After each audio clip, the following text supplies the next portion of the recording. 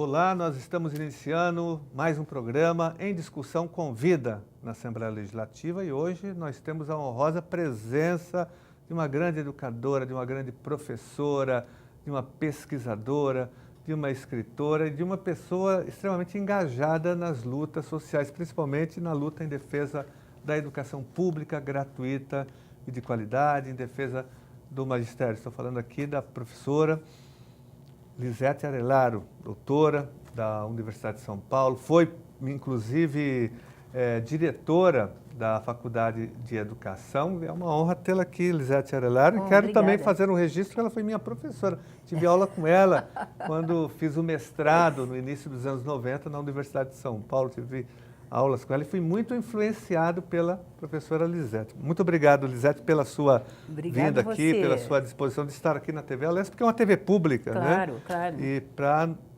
dar uma grande contribuição para que as pessoas entendam o que está acontecendo no Brasil, principalmente na área da educação. E eu queria, Lizete, já entrar num tema muito importante, que é o impacto das reformas em curso no Brasil. Algumas já foram aprovadas, outras não, tomara que não sejam. Os impactos das reformas na educação, como que essas reformas do governo federal têm prejudicado não só a escola pública, mas sobretudo os profissionais da educação. A emenda 55 agora, a PEC 55 agora emenda 95, a reforma da Previdência, como que isso impacta o magistério, a escola pública e como que também essas reformas, sobretudo a emenda 95, inviabiliza o Plano Nacional de Educação. Claro. Bom, Carlos, em primeiro lugar, agradeço o convite, é um privilégio, uma honra participar aqui desse programa, não é? Que a gente sabe que, principalmente à noite, quando as pessoas não têm opção, o programa da Assembleia Legislativa, e esse em particular em discussão com vida, tem sido muito ouvido, conforme a gente tem perguntado aos professores. Então, é um prazer. Primeiro, eu acho que é importante dizer que eu pertenço a uma associação nacional de financiamento da educação, chamada FINEDUCA, que nós, até estimulados pela Procuradoria de Contas do Estado de São Paulo, entramos com uma ação chamada Amicus Curiae, que exatamente junto ao Supremo Tribunal Federal, que já aceitou a nossa denúncia, né, o que significa que ela tem boas bases, exatamente contra a emenda constitucional 95 e particularmente o que vai acontecer com os recursos vinculados da educação, no caso os 18%. Nós estamos vendo, Carlos, já a redução brutal que o governo federal está fazendo em termos de cortes de recursos financeiros. As universidades públicas federais têm somente até este mês recurso para pagar água, luz, telefone e gás, tá certo? Para a gente entender que há um projeto nacional de destruição das universidades públicas em benefício, claramente em benefício das escolas privadas. Você veja que o único recurso que não foi cortado até agora, ele é realmente o recurso destinado ao fundo estudantil, que é o FIES, não é? Que está em torno de 17 bilhões. E para a gente entender, 17 bilhões para emprestar e sustentar as escolas privadas que não têm nenhum controle de qualidade, nós não estamos falando evidentemente das exceções, que são boas escolas, nós estamos dizendo da maioria delas, que só fornece diploma. Essas escolas hoje totalizam o seu potencial de recursos é maior do que todo o recurso do Fundeb, do Fundo de Manutenção e Desenvolvimento da Educação Básica, para todas as 500 mil escolas do Brasil. Então, nós precisamos ter cuidado. No caso específico, Carlos, nós, nas nossas avaliações financeiras, no final de 10 anos, nós já não teremos mais 18%, mas teremos 10% de recursos vinculados. Lizete, só lembrando para o telespectador, explicando que eu falei aqui da emenda 95, é aquela emenda que foi aprovada que congelou os investimentos por 20 anos em todas as áreas sociais, né? Educação, saúde, assistência social. Você tem razão. Menos no pagamento, para o pagamento de juros da dívida pública. As outras áreas foram todas congeladas, inclusive a nossa área, que é a educação. Isso, pega todos. Você lembrou bem. Eu queria ressaltar o seguinte, por isso mesmo ela é chamada era chamada, né, durante a discussão por quem trabalha com a área social de PEC do fim do mundo. Porque, de fato, Carlos, nós não temos nenhuma experiência no mundo, nenhuma, porque podia dizer uma que deu certo. Não temos nenhuma que tenha congelado por 20 anos exatamente os recursos públicos para todas as áreas sociais. A saúde e a educação é que vão ser atingidas de forma mais direta por conta exatamente do seu percentual obrigatório, tá certo? Que também está comprometido, apesar do ministro Meirelles falar que não, né? Então, nós temos uma situação também muito delicada no país hoje, porque os ministros, eles falam e falam mentiras. E você sabe, para nós professores, professor não mente. A gente se engana, mas mentir nunca, né? E, por outro lado, eu queria lembrar que a reforma trabalhista já aprovada, ela já começa a ter consequências na área do magistério, né?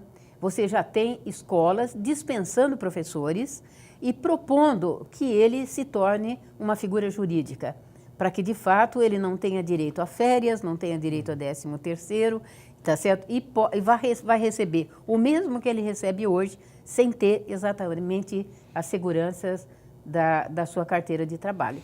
É uma situação muito delicada e que vai ter repercussão exatamente na reforma da Previdência. Inclusive na área pública também, né, Lisete? Nós tivemos o caso agora de Ribeirão Preto, onde o prefeito, lá que é do PSDB, e tem como secretária da Educação a ex-reitora da USP, a Sueli Vilela, que apresentou um projeto de uberização da educação. Isso, exatamente. Vai chamar os professores. Eu quero te dizer uma coisa também dramática.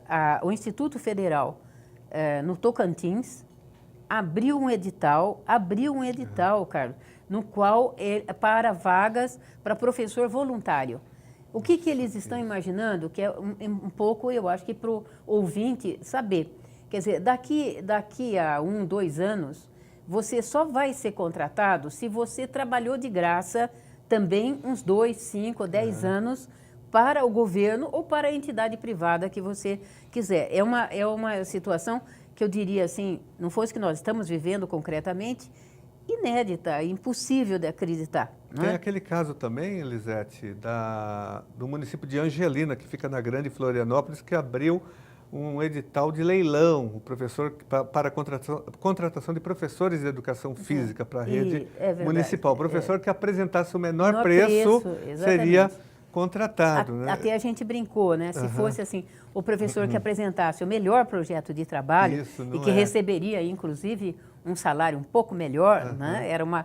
Seria uma disputa sadia, tá certo? Prepare o seu melhor trabalho para os alunos, não é? Agora, essas reformas, Lisete, você acha que elas colocam em xeque agora o concurso público de provas e títulos para o ingresso no magistério, como determina a Constituição Federal, a LDB? Você acha que nós vamos ter agora poucos professores concursados? Os concursos perderão força se vigorar essa legislação? Exatamente. Essa é uma questão que a gente já fez uma pergunta, inclusive estamos discutindo essa questão com o Ministério Público de São Paulo, com aquele grupo GEDUC, para ver se há uma forma legal de estarmos protegidos desse absurdo, porque do ponto de vista concreto, nós sabemos, não é, que a Constituição continua em vigor.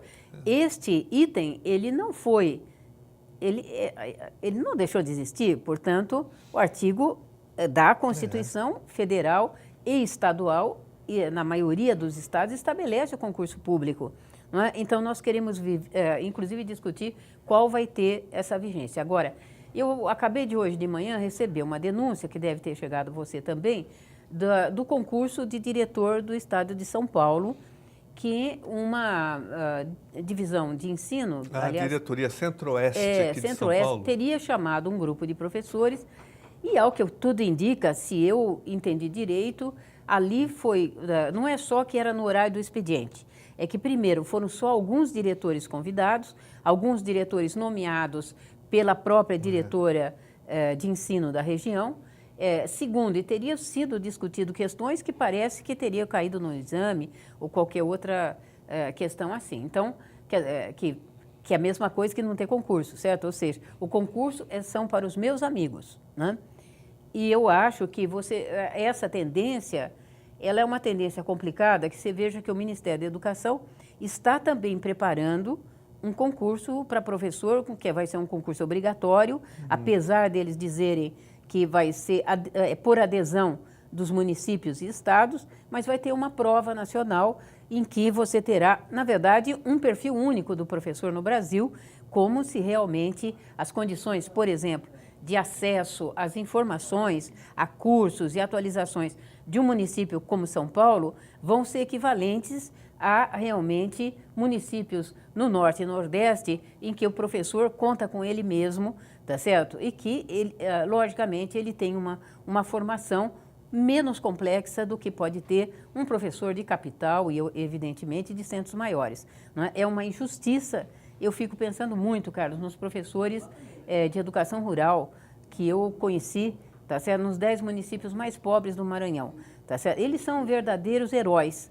Todo dia, às 5 horas, levantam, estão lá na escola, levam, ajudam as crianças, compram comida e etc.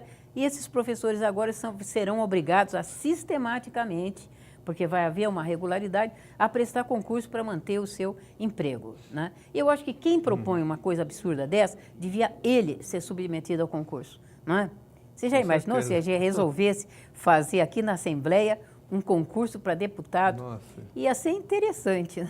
Com certeza. Lisete, também ainda na emenda 95, nós temos o Plano Nacional da Educação, Sim. com 20 metas. A última é a do financiamento da educação. Isso. Foi uma conquista histórica você colocar ali, aprovar 10% Isso. do PIB em educação.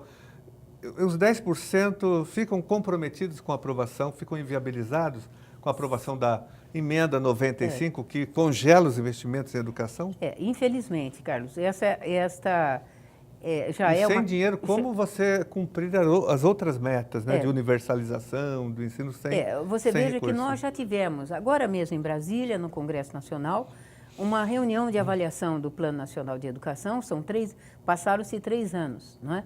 E se constatou o seguinte, nenhuma meta. É o que é triste. Nenhuma das metas que implicava em recursos financeiros foi realizada, tá certo? Algumas questões que estimulavam os municípios, o Estado, a discutirem com o professor, maior participação, etc., até pode ter acontecido em algum lugar.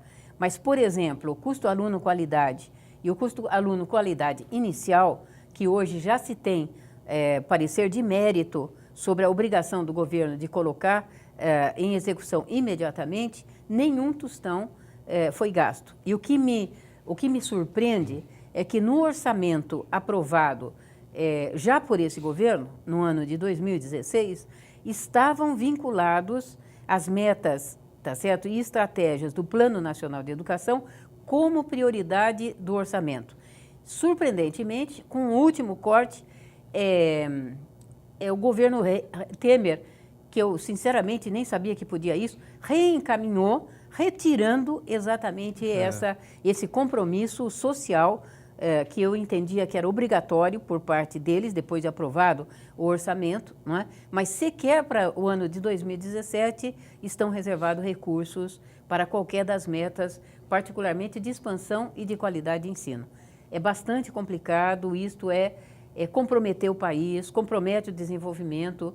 Então, é muito fácil o discurso de que vamos investir na educação. Investir em educação é nós vermos quanto cada governo está gastando com a educação. Não é? Lisete, tem uma outra reforma extremamente perigosa para a educação, que não foi aprovada ainda, mas que é a reforma da Previdência, Sim. que apavora muito o magistério por conta de uma conquista histórica que nós tivemos, Sim. que é justamente a aposentadoria especial. Como que você vê essa reforma da Previdência, sobretudo para o magistério? Janase, eu vou dizer, eu historicamente tenho feito uma proposta que eu fazia só para os secretários, agora eu vou fazer para os ministros de educação. Eu acho que, para ser ministro, a pessoa teria que ficar trancada numa escola de educação infantil um dia, numa escola de ensino fundamental no segundo dia e numa escola de ensino médio no terceiro, sem poder sair correndo. E eu acho que eles não seriam irresponsáveis como que está acontecendo. A verdade, o desgaste das professoras é um desgaste evidente. Eu fico pensando eu que já sou velhinha, tá certo? Tenho 50 anos de magistério, quero dizer, e obviamente com condições, porque ser professor universitário é importante que se diga, nós temos muito trabalho, mas não se compara, por exemplo, com uma professora da educação básica, não é? Eu vou discutir particularmente, inclusive, as professores que trabalham com as crianças e as crianças pequenas. É impossível alguém de 60 anos, efetivamente, agachar e levantar 80 vezes, 100 vezes, 1000 vezes numa hora, exatamente para atender as crianças. Então, a questão do desgaste físico e mental, ele é evidente, né? Basta ver os dados. A Confederação Nacional dos Trabalhadores em Educação fez um levantamento, né, junto ao Ministério da Saúde e evidenciou essa situação, número de professores que estão doentes, número de professores que tiram licença médica por necessidade absoluta, né? Então, perder a ideia dos 25 e 30 anos é porque quem não conhece exatamente o que é ser professor, né? Que é um trabalhador que necessariamente leva trabalho para casa, ele planeja a aula, ele corrige provas, o que nós fazemos nos finais de semana, tá certo? Corrigir prova, planejar a semana. Então, não é brincadeira. E com relação às mulheres, eu vou te dizer, eles só não tiraram licença gestante ainda, mas você veja que hoje uma mulher gestante pode trabalhar realmente em locais insalubres. E os locais insalubres do magistério, eles são bastante numerosos, né? Basta visitar as condições de funcionamento, inclusive das nossas escolas, lamentavelmente. Uma superlotação de salas claro, é uma delas. Mas são escolas que têm goteira, que têm filtração, enfim. Quer dizer que, mas o número de alunos em sala de aula que não comportam, tá certo? Aqui em São Paulo, Lisete, nós temos as escolas de lata aqui do PSDB, do Alckmin. São mais de 100 escolas de lata no estado de São Paulo, aquelas escolas que não têm isolamento térmico nem acústico. Exatamente. Eu já frequentei várias delas e é impossível, no calor, por exemplo, você dar aula. É impossível, quando chove, você dar aula, porque o barulho, aí vamos dizer, em motivação da criança, condição de memória, de memorização, é impossível. Interesse, né? As condições são fundamentais, condições mínimas. Os nossos professores de educação física também trabalham nessas condições precarizadas, porque muitas escolas estaduais não têm quadras e muitas não têm cobertura de quadras. Exatamente. E aí isso leva, muitas vezes, a que eles trabalhem na própria sala de aula, inclusive arrastando as carteiras, tal, para que as crianças façam alguma atividade física, né? E fora ainda o absurdo de, nessa reforma do ensino médio, você vê que a primeira coisa que eles tiraram era a educação física, como se realmente pode um jovem realmente ficar sem fazer exercício físico. É surpreendente, algumas coisas nós nunca tínhamos vivido e hoje estamos vivendo de forma dramática, né? Lisete, mas estamos reagindo. Citou um tema que eu quero debater muito com você, que é a reforma do ensino médio também. Sim. Como que você vê a reforma do ensino médio, os impactos negativos para os alunos, para os professores em geral? Como que você viu essa polêmica toda? Olha, Gianazzi, eu lamento, não só, é um retrocesso, nós estamos voltando mais ou menos aos anos 30, né? Então, quer dizer, questões superadas na discussão sobre o que é a formação no ensino médio, elas voltaram, assim, embrulhadas em um discurso também, eu diria, mentiroso, né? Veja a propaganda é terrível, porque eles falam, olha, se você leu é porque, se você entendeu é porque você leu a proposta, né? Quer dizer, dizendo o seguinte, quer dizer, quem não entende o que está escrito é meio burrinho, por isso que você tem críticas, né? Então, a gente sabe ler direito e lendo direito nós temos críticas. Eu lamento, principalmente porque a Maria Helena Castro, hoje a verdadeira ministra da Educação, ela participou em 2015 e 2014 em toda a negociação que foi feita no Congresso Nacional frente a um projeto de lei que um deputado federal tinha apresentado, que contava aparentemente com o apoio da CUT e que tinha muita coisa desta medida provisória que eles propuseram.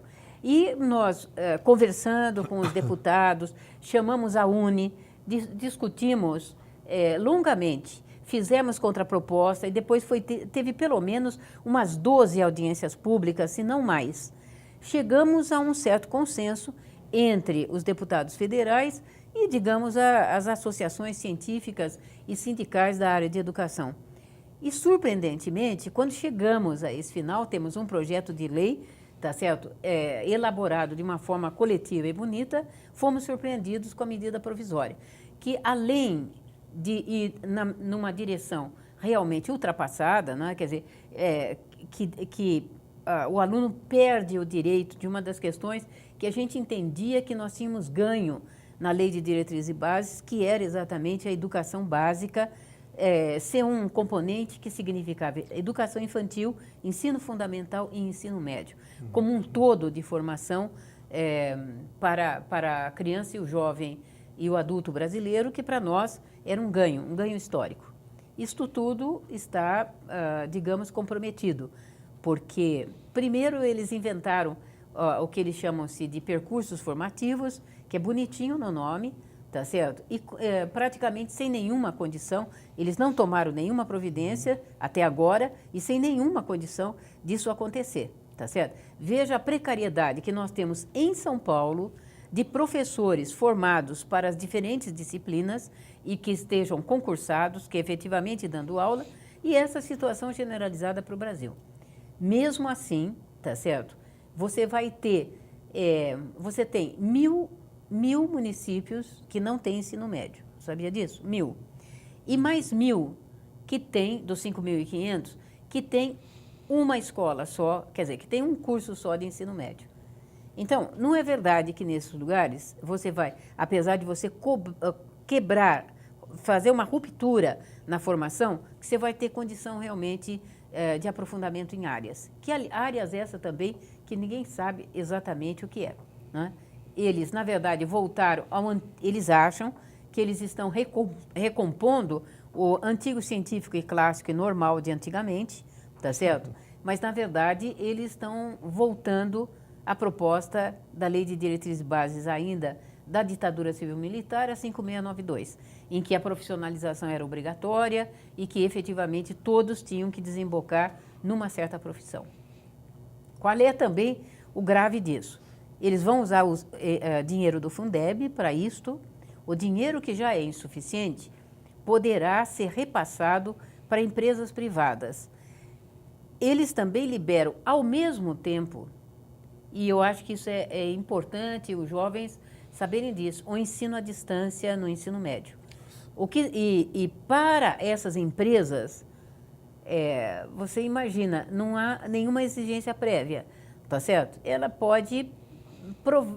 quer fazer, então é uma empresa de boa vontade e ela fará, porque realmente isto hoje está previsto na lei, que agora é lei 13.415.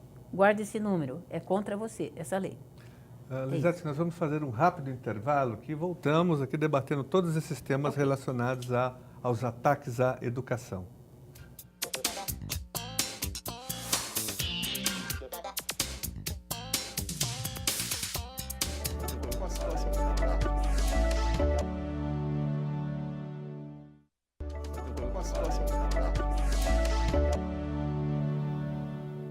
Estamos de volta com o programa Em Discussão com Vida, entrevistando hoje, conversando com a professora, com a educadora, Lisete Aleralo. Isso.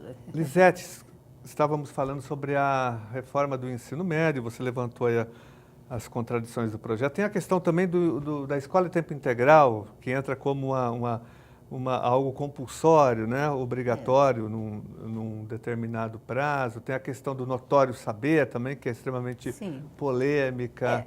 Você acha que é possível implantar a escola de tempo integral em todo o Brasil, do jeito que eles querem, se eles estão reduzindo o orçamento da educação através do congelamento pela emenda 95 e com as nossas escolas precarizadas que não dão conta nem de atender o ensino regular do jeito que ele está organizado hoje? Você acha que isso vai acontecer como, você citou as reformas dos militares, eles instituíram a profissionalização compulsória no ensino antigo segundo grau, isso foi aprovado em 82, me lembro, mas não aconteceu nada, na verdade, porque era uma lei morta. Você acha que a reforma do ensino médio vai no mesmo caminho desse ponto de vista da profissionalização?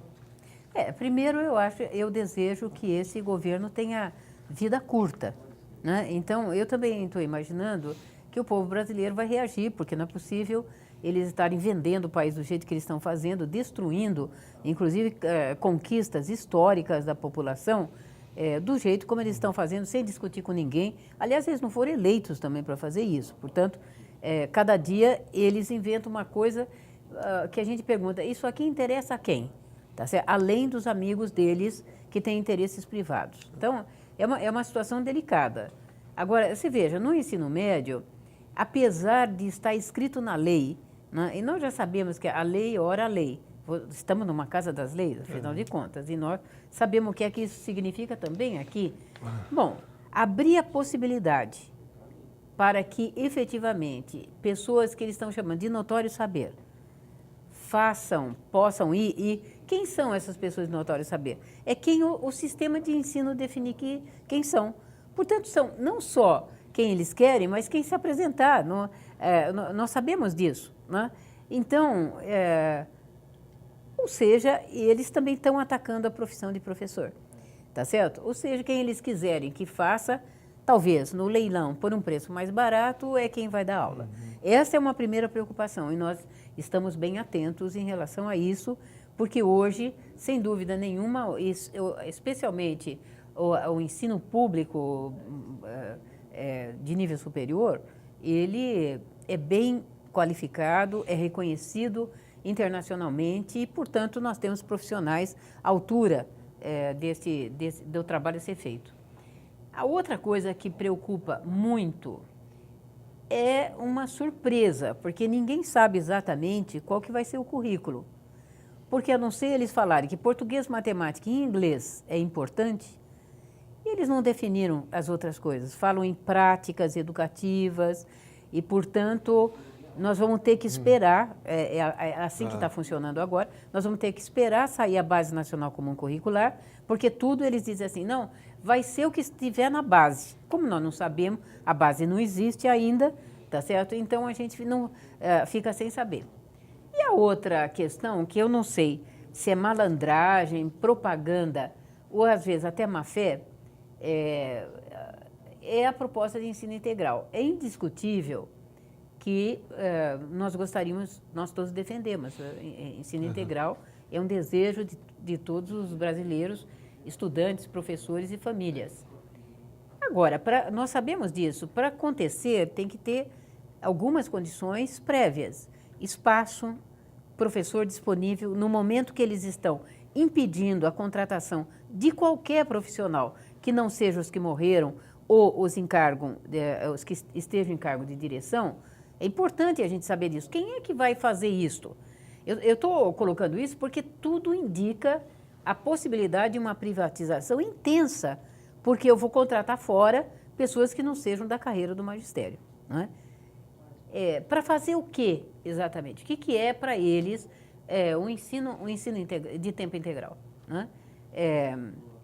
Nós temos, digamos, até no Plano Nacional de Educação, as metas são um pouco mais modestas do que todas as escolas, ou todas as que quiserem, porque nós sabemos que isso implica também em alimentação do estudante, em transporte do estudante.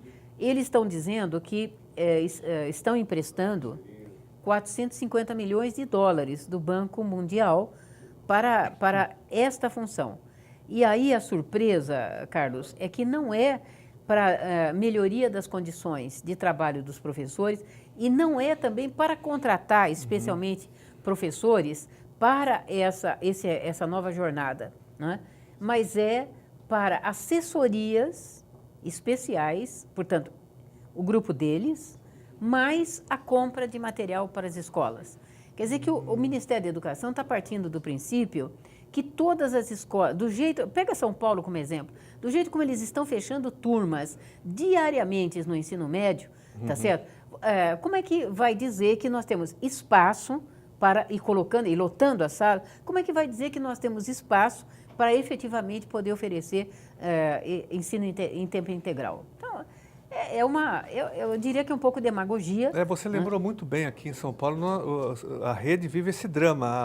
A Secretaria da Educação está tentando impor a escola de tempo integral na marra, pressionando algumas escolas, tentando convencer conselhos de escola a aderir a esse projeto. Só que as escolas estão recusando. Primeiro porque há um esvaziamento das escolas. Uma escola com 2.000 alunos reduz o seu atendimento para 200 alunos quando ela implanta a escola de tempo integral. Os outros alunos serão distribuídos em outras escolas distantes do mesmo bairro, né? E sem contar, Lisete, que nós acompanhamos também aqui em São Paulo a farsa da escola de tempo integral, porque algumas que existem no ensino fundamental são depósitos de crianças e adolescentes, porque não tem nenhuma infraestrutura, não tem financiamento, não tem oficinas, não tem laboratórios. Então a criança fica o dia todo na escola, mas sem acesso a essa outra parte, né? Essas oficinas, as outras áreas do que nós conhecemos como e defendemos como educação integral, né? Sim, associada à cultura, às outras dimensões da educação, lógico, né? Lógico. Carlos, aliás, é uma explicação que a gente poderia pedir ao secretário de Educação, porque também aqui em São Paulo, eles começaram o projeto em 2007 com 557 escolas. E hoje eles têm pouco mais de 200 no ensino fundamental, exclusivamente no ensino fundamental.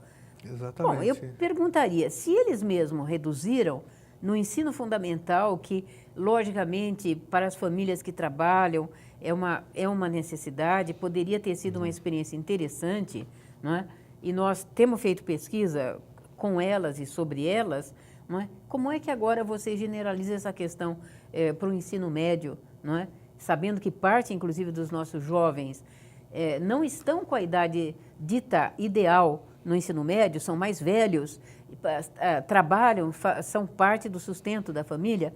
Como é que você vai estabelecer exatamente que agora um número, principalmente as escolas mais centrais, realmente vão se transformar em escolas de tempo integral, não é? Quer dizer, você vai alijar também uma parte, e nós sabemos que eles não têm estudo nenhum sobre quem é o aluno da escola pública hoje, do ensino médio, para poder afirmar que é assim o assado, porque, na verdade, muitos jovens, é importante que a gente se lembre disso, apesar de nós estarmos diplomando mais, formando mais alunos na 9ª série, o número ainda dos que entram na 1ª série do ensino médio sofre uma queda de cerca de 2,5 milhões.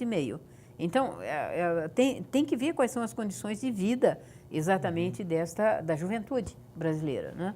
Então, eu gosto da ideia da educação da educação integral em tempo integral, mas, por favor, que ela seja educação integral e não só em tempo integral. Você citou também, Lisete, a questão da Base Nacional Curricular, que você está debatendo muito esse assunto, eu tenho acompanhado. Como que você vê? Você acha que há necessidade mesmo dessa Base Nacional Curricular?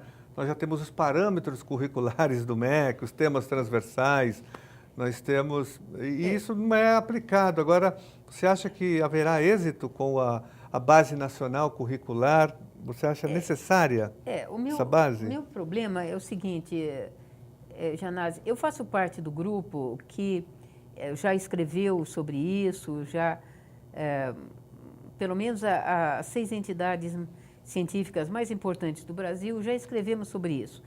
Porque, na verdade, nós acreditamos que diretrizes nacionais curriculares para a educação infantil, para o ensino fundamental e médio, elas são necessárias e elas já existem no Brasil. Nós diríamos que até escritas de uma forma muito avançadas, né? Eu acho que viabilizar, o que também nós constatamos, que as escolas não necessariamente conhecem e as secretarias de educação não necessariamente colaboram com essa leitura e nem seguem as diretrizes curriculares nacionais. Então, nós já temos um primeiro problema, né? O segundo problema é que eles querem que a Base Nacional Curricular, esse grupo que está hoje no MEC, entre goela abaixo de todos os brasileiros. Por exemplo, toda a formação de professor terá que ser feita sob a lógica do que estiver na base. Mesmo a Constituição dizendo que os professores têm o direito à liberdade legítima, autonomia para trabalhar de acordo com as suas convicções pedagógicas, tá certo? A favor do aluno, é incrível que eles querem que você trabalhe com o que eles decidirem.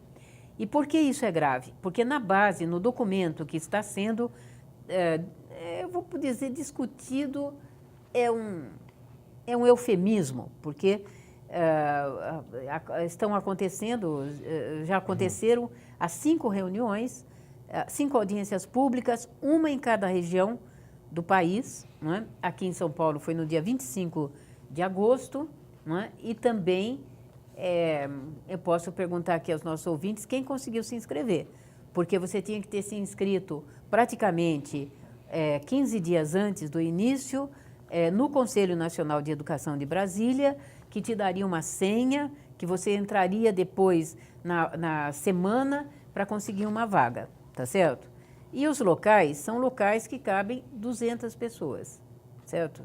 Como nós somos 2 milhões de professores na educação básica e 500 mil no ensino superior, acho que realmente é difícil dizer que esteja havendo alguma discussão, né? Nenhuma universidade foi convidada a se pronunciar antes da publicação, né? Nós estamos fazendo as discussões todas a posteriori. E tem coisas, Janase, muito graves. Por exemplo, a Base Nacional Comum Curricular, a sua terceira versão, que é a versão deste governo, já teve 2 do governo Dilma, tá certo?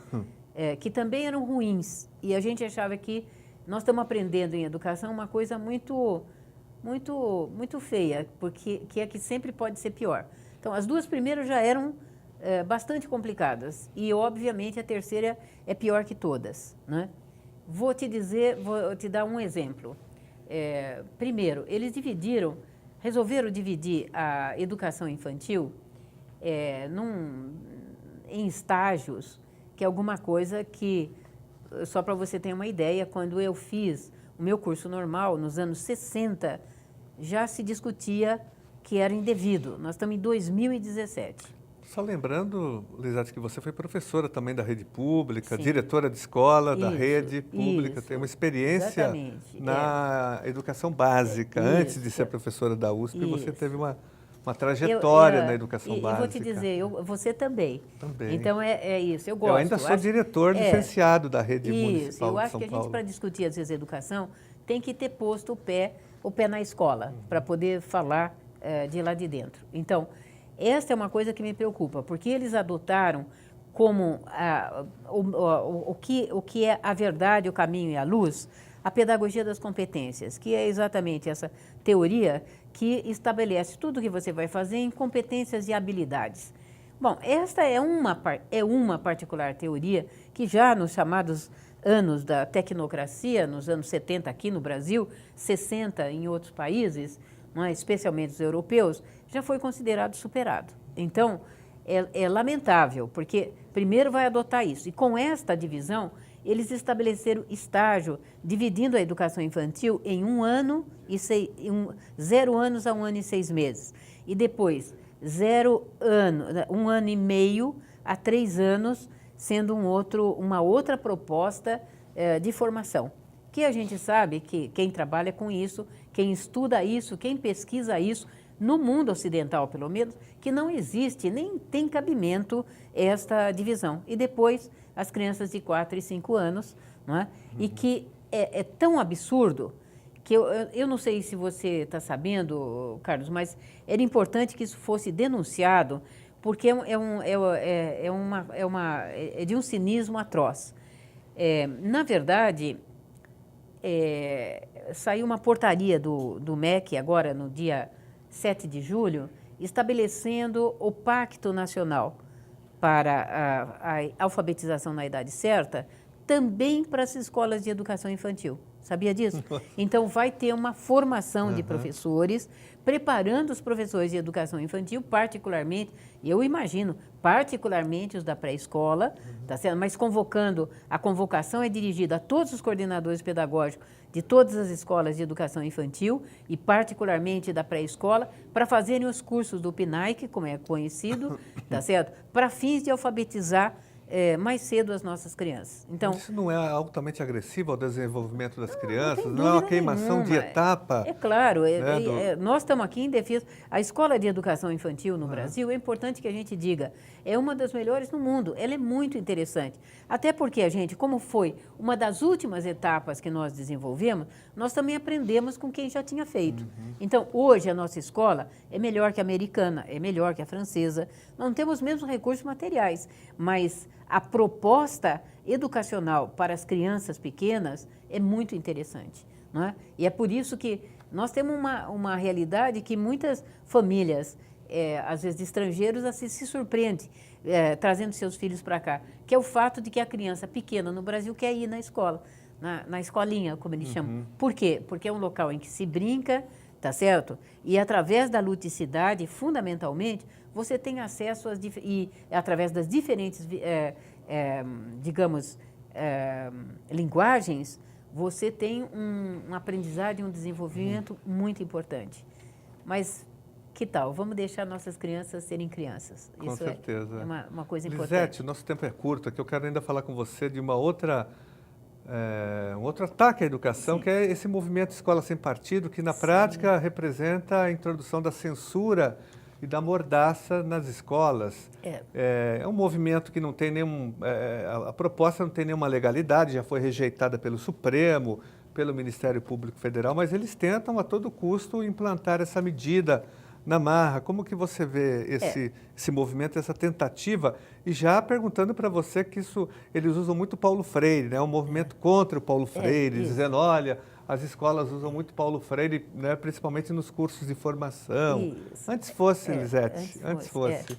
Eu diria para você que, olha, ontem eu estava numa banca de doutorado, defesa de doutorado na Unicamp, e fui informado pelo rapaz, que é um professor de História da Rede Municipal de Campinas, que naquele momento que estava acontecendo o exame dele na Faculdade de Educação da Unicamp, estava acontecendo a apresentação do projeto de Escola Sem Partido por vereadores da cidade de Campinas, tá certo? Uma cidade que já demonstra, apesar de eu ser de lá, por isso eu posso falar mal, tá certo? Já apresentou uma coisa absurda, que foi uma moção de repúdio. É até extravagante isso, dizer, eu acho que vereador vai ter que fazer cursinho também, um outro tipo de cursinho.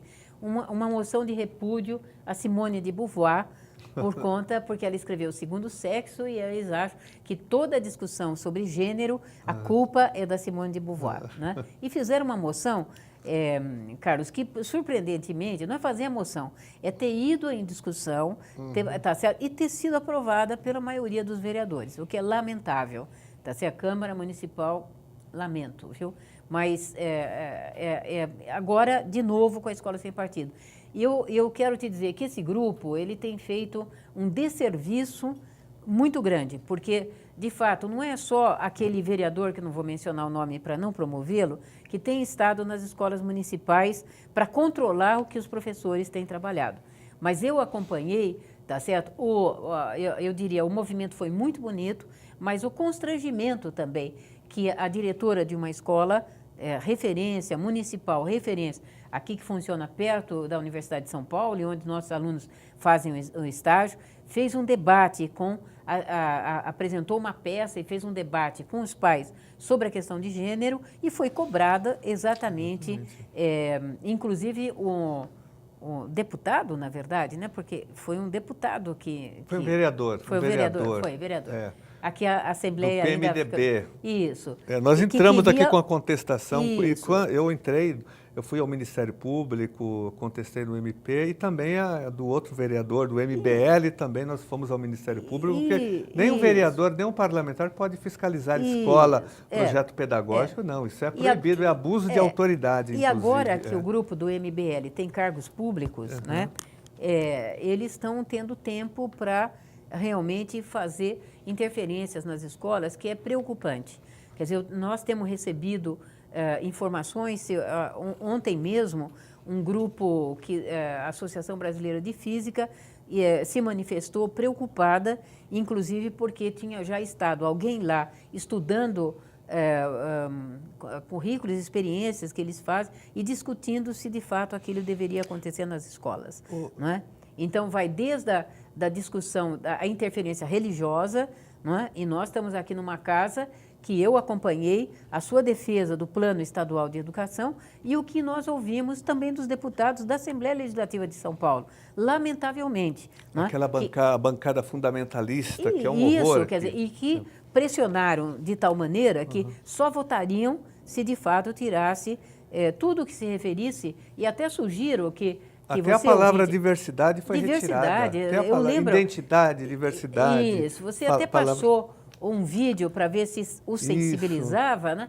Porque até eu recomendo que vocês leiam o Plano Estadual de Educação de São Paulo, que é pouco divulgado, né? Para vocês verem que como foi tirado a questão de gênero e diversidade, que era sexual, né? Diversidade de gênero, eles tiraram tudo que tivesse diversidade. Então, surpresa, aqui no estado de São Paulo, nós não temos mais diversidade cultural no Plano Estadual de Educação. E agora, Lisete, está acabando mesmo o nosso tempo, mas eu queria que você, em um minuto, falasse também da tentativa de introdução do Escola Sem Partido na universidade, nas nossas 3 universidades, através de uma decisão do Conselho Estadual de Educação, uma decisão totalmente autoritária, que veio de cima para baixo, interferindo tanto nos conteúdos como também na carga horária dos cursos de pedagogia e de licenciatura. Isso.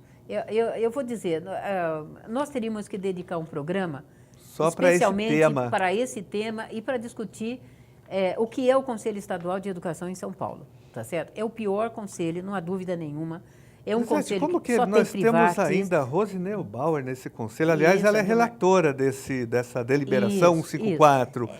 Guiomar Namo de Mello. E a Guiomar foram já em 2012, tá certo? Eles publicaram uma deliberação de número 111, que efetivamente, como as 3 universidades... E, na verdade, é o seguinte, o Conselho Estadual, ele só, vamos dizer assim, ele em relação ao ensino superior, ele só tem ascendência sobre as 3 universidades paulistas, a USP, a Unicamp e a Unesp.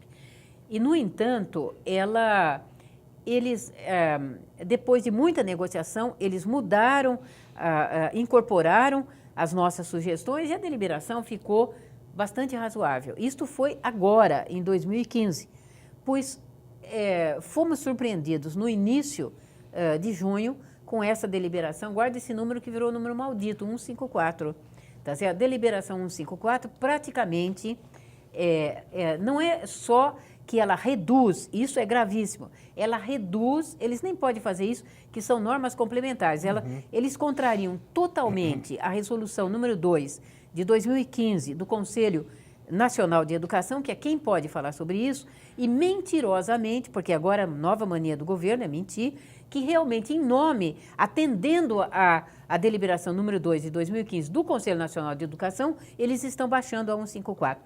Não é verdade. Leia as duas e você vai ver que uma coisa não tem nada a ver com outra. Quem nos dera que eles tivessem seguido a deliberação número 2. E eles reduzem a carga brutalmente nos cursos de pedagogia de todas as licenciaturas, mas no curso de pedagogia em especial, reduzem brutalmente a carga de formação teórica para impedir, e depois, em seguida, diz o que nós temos que trabalhar com os nossos alunos. Aliás, o que é que nós temos que trabalhar? Temos que trabalhar os conteúdos da base nacional. Então, para eles, um professor de nível superior é aquele que estuda na universidade os conceitozinhos que ele vai trabalhar em português, matemática, história, geografia e ciência. E nada mais. Então, ele vai perder a possibilidade de efetivamente ser um mediador do conhecimento, ser um estimulador de pesquisa, de novos conhecimentos com os seus alunos, tá certo? Vai ser impedido na sua criatividade, porque essas senhoras realmente, que aliás faz tempo que não entram numa escola pública e nem dão aula, realmente decidiram que vão interferir em todos os cursos de licenciatura das universidades públicas. Mesmo a Constituição garantindo, e a LDB também, a Lei de Diretrizes e Bases, que as universidades têm autonomia e particularmente para definir os seus currículos. Lisete, tem um Cuidado grande, com elas. né, Tem um grande movimento de resistência contra essa deliberação e eu apresentei aqui na Assembleia Legislativa um PDL, um projeto de decreto legislativo para anular, para revogar essa 154 e também nós já acionamos o Ministério Público. Lisete, terminou o nosso programa, a gente vai ter que te convidar novamente para continuar o debate. Muito obrigado, Lisete, pela sua participação. Foi uma honra recebê-la aqui. Um abraço.